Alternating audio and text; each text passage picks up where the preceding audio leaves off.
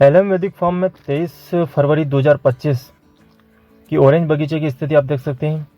क्योंकि all over India से जो भी व्यापारी हमसे पूछते हैं कि आपके बगीचे की क्या स्थिति है, आप वीडियो के माध्यम से हमें बताएं, तो सभी को बार बार वीडियो भेजना संभव नहीं है। तो आप देख सकते हैं कि यूट्यूब चैनल पर हमारे सभी वीडियो जो मौजूद रहेंगे कि किस समय पर ऑरेंज की क्या स्थिति हो रही है। तो अभी 23 फरवरी 2025 को हमारे बगीचे की जो स्थिति है वो इस प्रकार की है।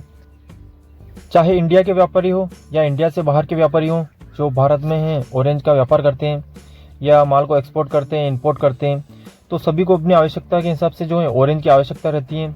तो सभी का अपना अलग तरीका रहता है। किसी को मीडियम क्वालिटी चाहिए, किसी को हल्की क्वालिटी चाहिए, किसी को जो बहुत बेहतरीन क्वालिटी होनी चाहिए जैसे कि एलएम वैदिक फार्म की रहती है, एक्सपोर्ट क्वालिटी होनी चाहिए जिससे कि वो जो है ऑरेंज को बाहर एक्सपोर्ट कर सके।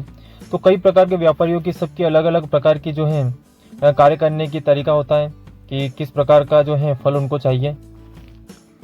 किसी को कोल्ड स्टोरेज वाला फल चाहिए कि उस फल को कोल्ड स्टोरेज में स्टोरेज कर सकें और लंबे समय तक उस फल को रख सकें। तो सभी जो है अलग अलग प्रकार के जो हैं व्यापारी रहते हैं। तो इसी कारण यूट्यूब चैनल पर हमारे जो है वीडियो अपलोड रहेंगे कि किस समय पर ऑरेंज बगीचे की क्या स्थिति है, जिसके कारण सभी को पता चल सके कि इस समय पर हमारे ऑरेंज की यह स्थिति है। एलएम वैदिक फार्म पर अभी वर्तमान में जिन भी व्यापारियों ने बगीचे को विजिट किया, तो बगीचे को विजिट करने के बाद उनको बगीचे की स्थिति बहुत ही अच्छी लगी और फल की क्वालिटी भी बहुत ही पसंद आई। और साथ में ही जब उनका ध्यान एलिमो रूटस्टॉक पर माइक्रोबडिंग ऑरेंज पर गया, क्योंकि ऑरेंज बगीचे के बीच में हमने इंटरक्रॉपिंग कर रखी है, तो वो भी उनको बहुत ही अच्छा लगा क्योंकि माइक्रोबडिंग के ऊपर भी जो है फ्लावरिंग शुरू हो गई है। सबसे महत्वपूर्ण बात यह है कि बगीचे में आने के बाद पौधों की हेल्थ भी अच्छी लगी, उसके बाद फल की क्वालिटी भी बहुत ही शानदार लगी। और फिर बगीचे के बीच में इंटरक्रॉपिंग हमने जो एलिमो का प्लांटेशन किया है तो वो भी उनको बहुत ही पसंद आया। और उसके साथ फिर हमने ऑरेंज पर जो सपोर्ट लगा रखा है, जो हम सलिए का प्रयोग करते हैं, लगभग 4 साल हमें हो गए हैं। तो ये भी पूरे ऑल ओवर इंडिया में जितने भी व्यापारी हमारे बगीचे में आते हैं तो वो कहते हैं कि हमने आज तक जो है सलिए का प्रयोग किसी भी बगीचे में नहीं देखा है और इतनी बेहतरीन तरीके से आपको लगभग 4 साल हो गए हैं हमें ये करते करते। तो उनका कहना है कि यह भी एक नया प्रयोग है जो सफल रहा है, क्योंकि हमने बड़े बगीचे में जो है शुरुआत की थी इसकी सलिए की, तब कई ने हमसे कहा था कि ये सफल नहीं रहेगा। लेकिन आज 4 साल हो गए हैं, हम हर साल जो बड़े बगीचा हो या छोटा बगीचा हो सब में सलिए का प्रयोग करता है। तो जो खड़ा रहता है वो हमारा सलिया रहता है और जो आड़े में रहता है वो बांस रहता है। तो एलएम वैदिक फार्म में एक ही जगह पर इतनी सारी चीज़ें अगर दिख जाती हैं तो वाकई में व्यापारी कहता है कि जो मेंटेन है इनका वो बहुत ही शानदार है और बहुत ही शानदार तरीके से हर चीज़ मेंटेन कर रखी है।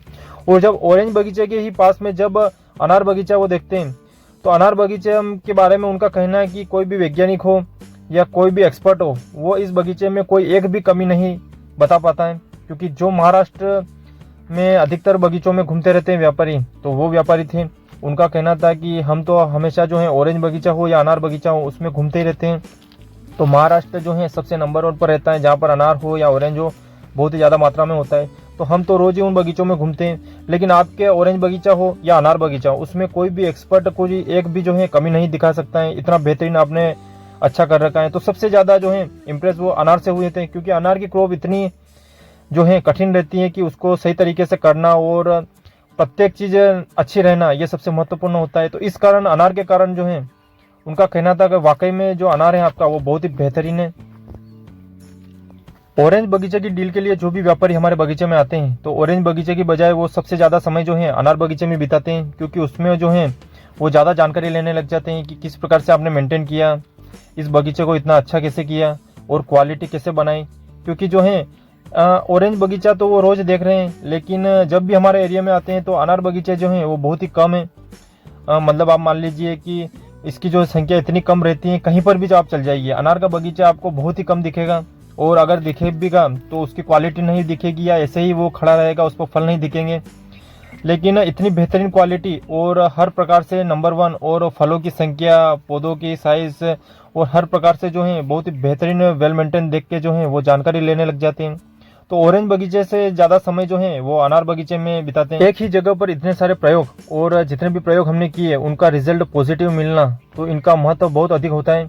क्योंकि एलएम वैदिक फार्म हमेशा से कहते हैं कि कोई भी जब आप प्रयोग करें तो पूर्ण रिसर्च करें। तो रिसर्च करने के बाद ही आप बगीचे में अप्लाई करें या कोई भी नई चीज़ करें, जिससे कि आपकी जो सक्सेस की रेट है वो अधिक रहती है और आने वाले समय में आपको जो है परिणाम बिल्कुल पॉजिटिव ही मिलता है। तो इसका ध्यान रखना आवश्यक है कि जब भी कोई भी आप कार्य करें तो पूर्ण रिसर्च के साथ करें।